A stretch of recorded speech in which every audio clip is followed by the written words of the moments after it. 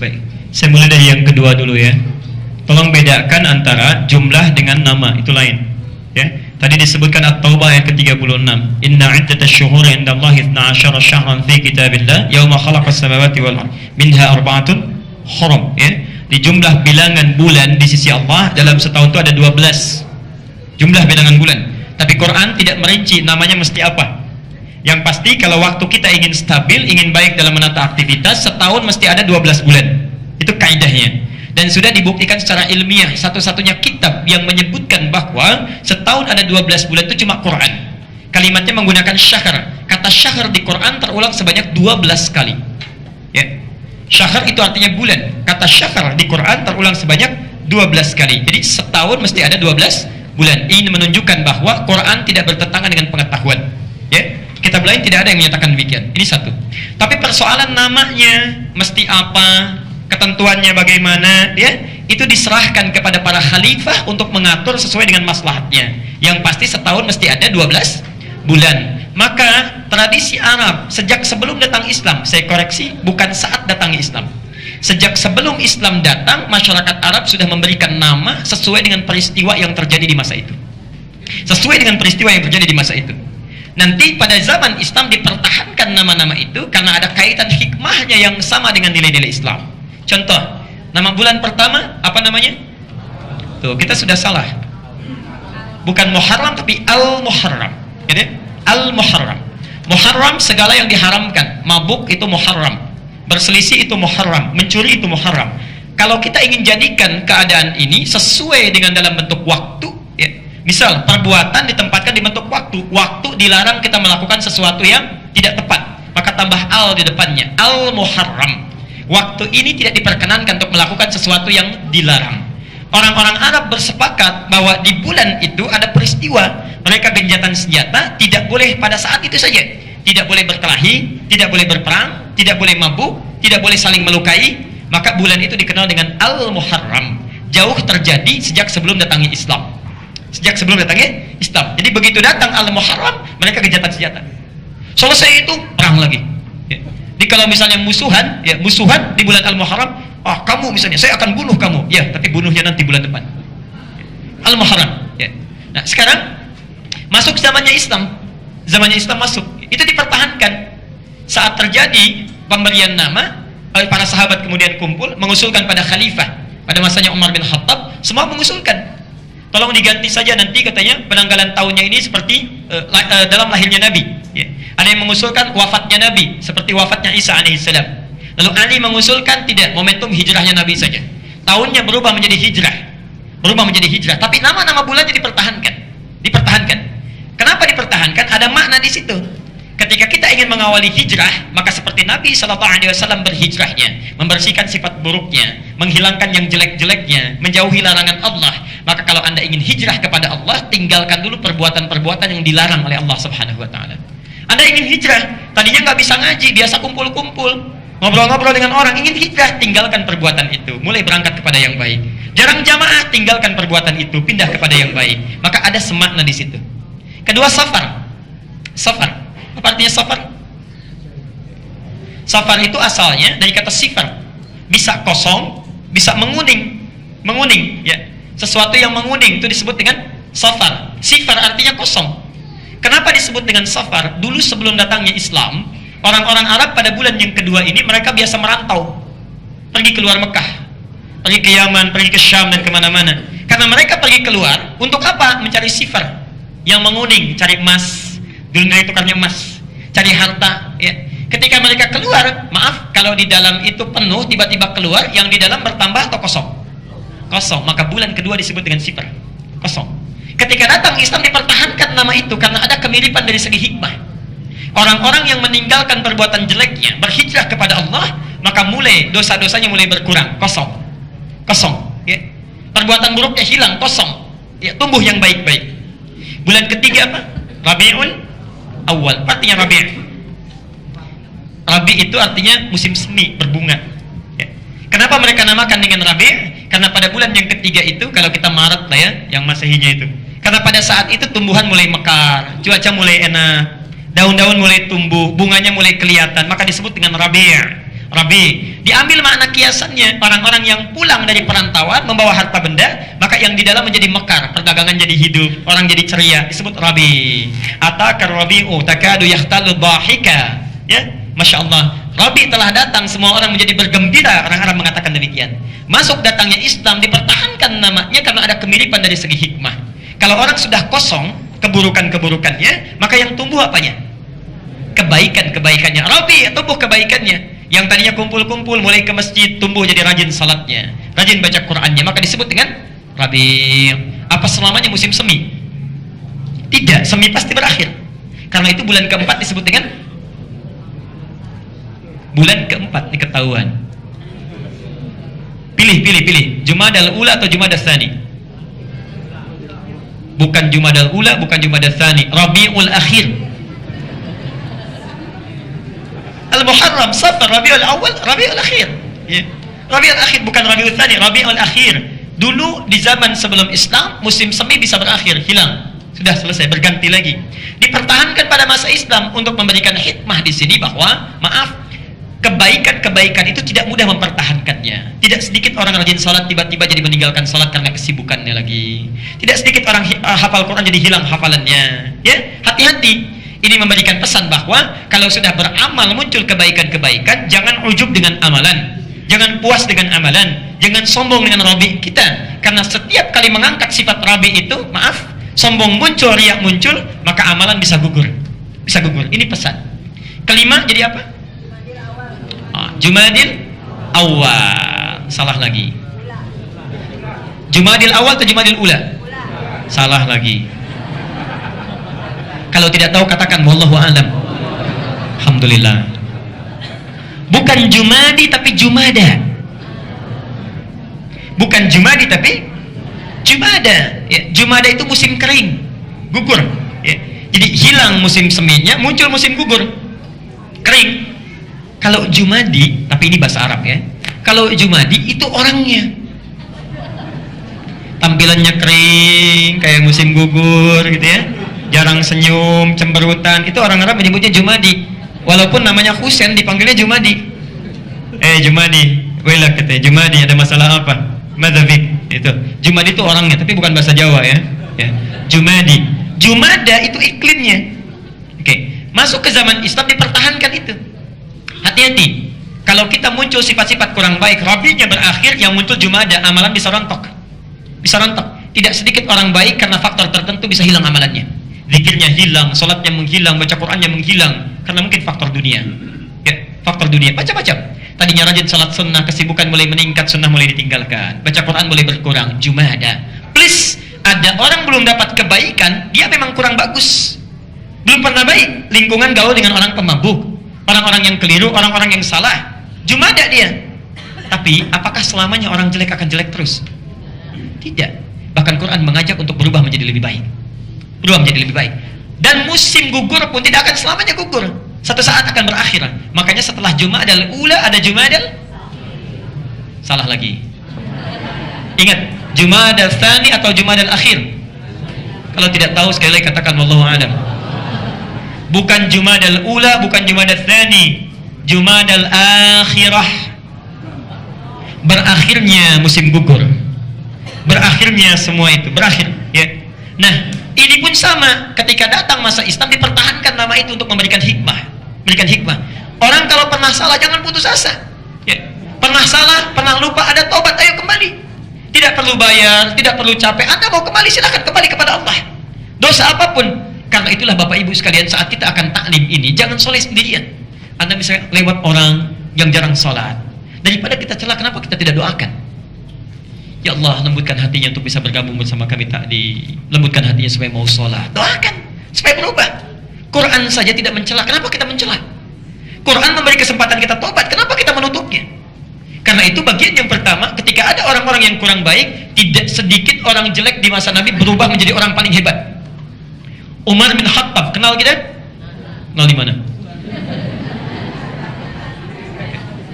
Umar bin Khattab, bayangkan, sebelum masuk Islam, musyrik, bukan cuma musyrik, jualan Tuhan, mabuk sehari minimal 5 kali, 5 kali. Pekerjaannya nantangin orang. Kalau siang-siang datang ke Jabal Khubais mengatakan, yang berani dengan saya kita bertemu di Bukit A, kita duel. Tapi sebelum datang pamit dulu pada ibu yang telah melahirkannya, karena dia akan pulang tanpa nama. Umar bin Khattab.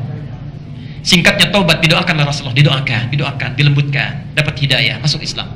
Kenapa kita tidak doakan teman-teman kita itu yang sedang mabuk-mabuk? Kenapa kita tidak doakan koruptor itu supaya tobat? Pemimpin yang masih banyak dosanya, tidak usah kita celah. Kenapa tidak kita doakan? Kita bimbing. Ketika dia berubah, dapat kita pahalanya. Allah. Orang tidak pernah ke masjid, kita doakan ke masjid dia. Setiap dia sholat, kita dapat pahalanya.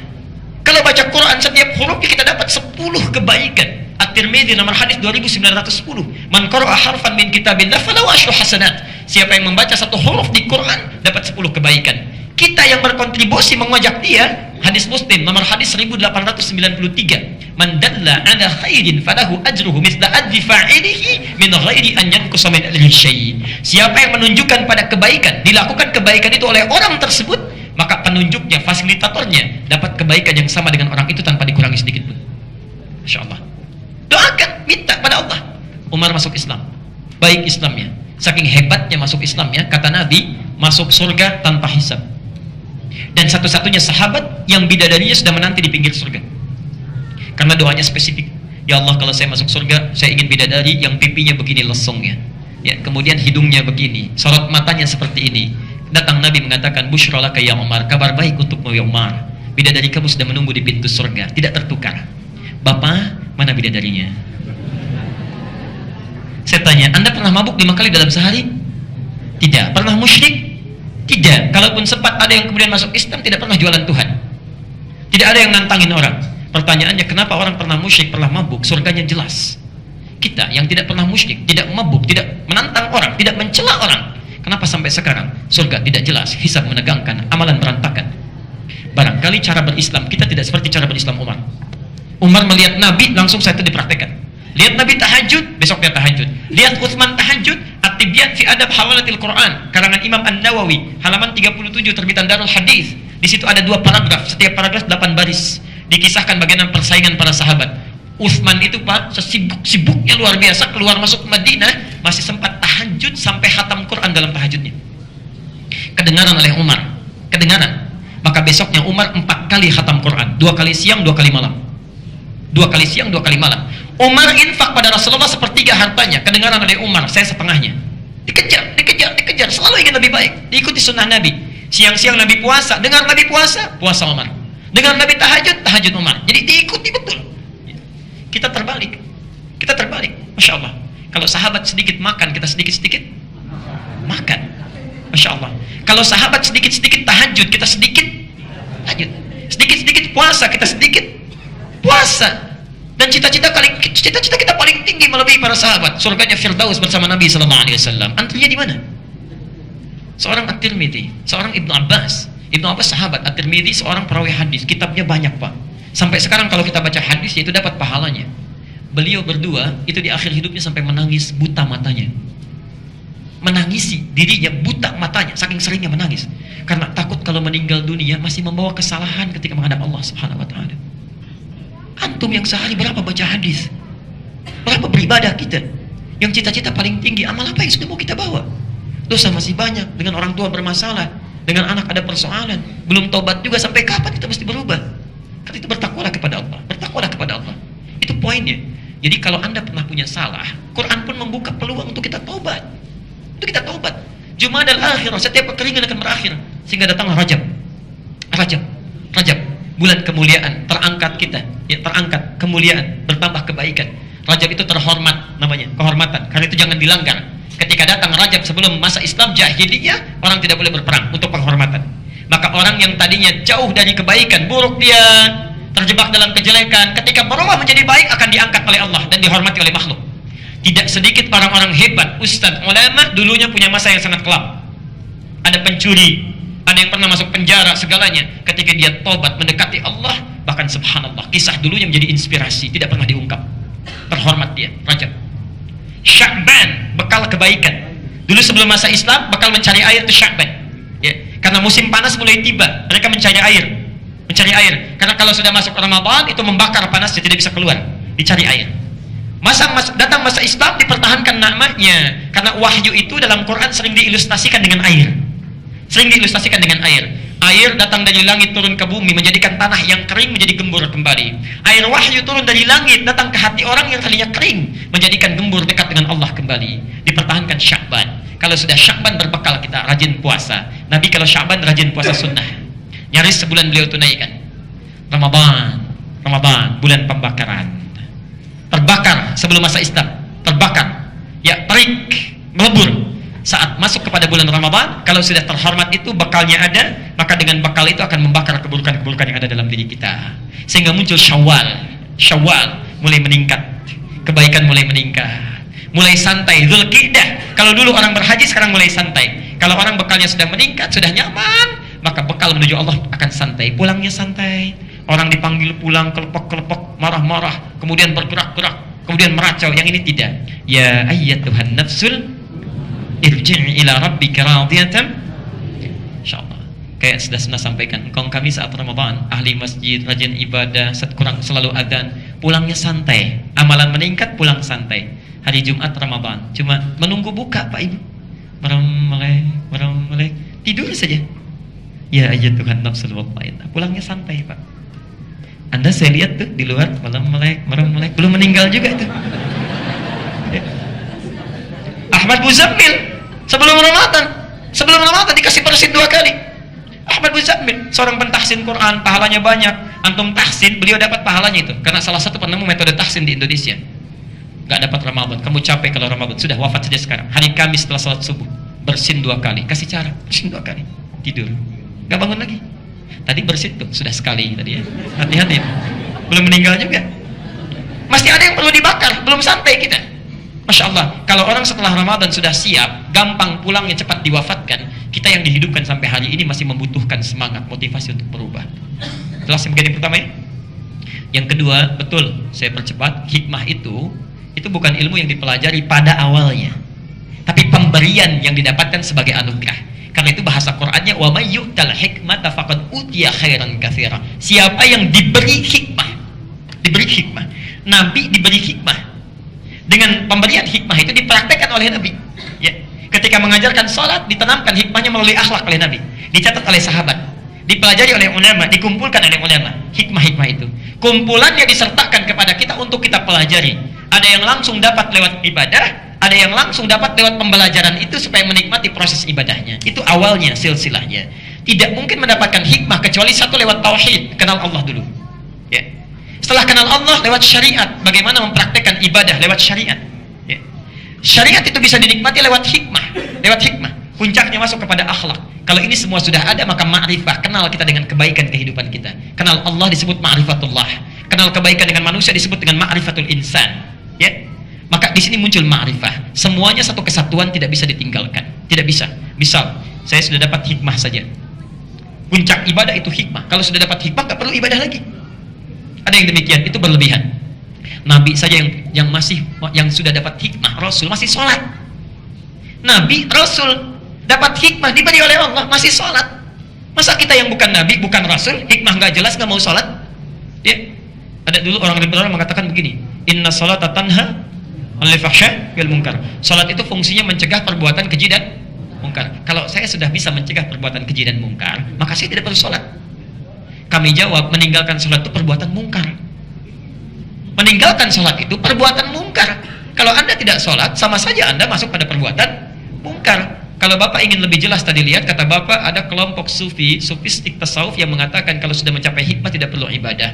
Itu sudah dijelaskan oleh jauh-jauh hari oleh orang tua kita. Nanti buka Pak kitabnya Kiai Haji Hashim Asy'ari. Kitab kedua, beliau punya 15 kitab. Kitab kedua judulnya Risalah Ahlus Sunnah wal Jamaah.